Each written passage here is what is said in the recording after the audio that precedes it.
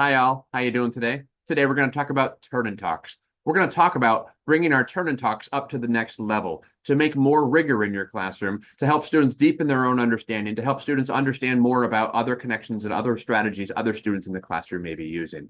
And what I want to talk about today is, again, the next level of turn and talks. You might be using turn and talks in your classroom. You might be thinking to yourself, hey, this is pretty good. Students are more engaged. I'm able to ask more questions. Students are able to talk more to each other, and that feels good. And if you're in that place, fantastic. Way to be. That's an excellent place to go. But if you're in that place, I would challenge you to bring it up to the next level and think about how can I use turn and talks really to, again, deepen that rigor of my classroom. And there's a couple things I want to talk about today and the ways that we can do that. And the first thing we can think about is thinking about the questions you're asking. Are you asking questions or directing students and saying something like, talk to your partner about this problem, or talk to your partner about how you think this problem could be solved? Those are good. Those are a good way to kind of get the conversation going, but it can be even more impactful if we can ask a super specific question to your partner and saying something like, hey, there's a blue 4 on the page here. There's a blue 4 up on the screen. Take a look at that blue 4. Jimmy wrote a blue 4. How does that blue 4 represent a situation in the problem? How does that relate back to the problem? Or why is there a little arrow going next to the blue 4? What does that arrow mean, and how does that relate back to the problem? Of course, I'm thinking about specific problems as we're doing this, but what we want to kind of process is saying, hey, how can I help students to make sense of a very specific idea? And of course, I want to hear their thinking. I'm hoping it's not a closed type of question where there's one answer I'm looking for. I really want it to be open-ended where I can have a good conversation. But if I can ask a super specific idea, and if that super specific question can be purposeful and intentful to thinking about, okay, I want to deepen a student's understanding, or I want to make a connection to another idea, that can be extremely helpful. Another thing we want to think about with turn and talks is some teachers get caught in the trap of making themselves one of the partners with a student as we're doing this. And if you find yourself, hey, I'll be your partner, other partner, but I'll be your partner. If you find yourself in that situation, if you find yourself squatting down and sitting with a particular student and spending the entire time talking with the student, or maybe with a pair of students, you've missed an opportunity, unfortunately.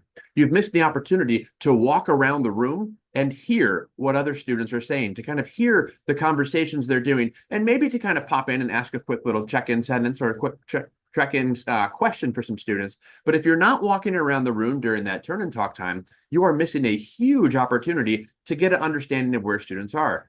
And if you do walk around the room, what you can do is you can begin to think about, hey, is there a particular student I want to call on next? Is there a particular idea I want to share with the classroom? And I can do that if I'm walking around the room. If I'm trapped with one student every time, it might feel good to have that conversation with that one student, but I haven't been able to see everything around the room.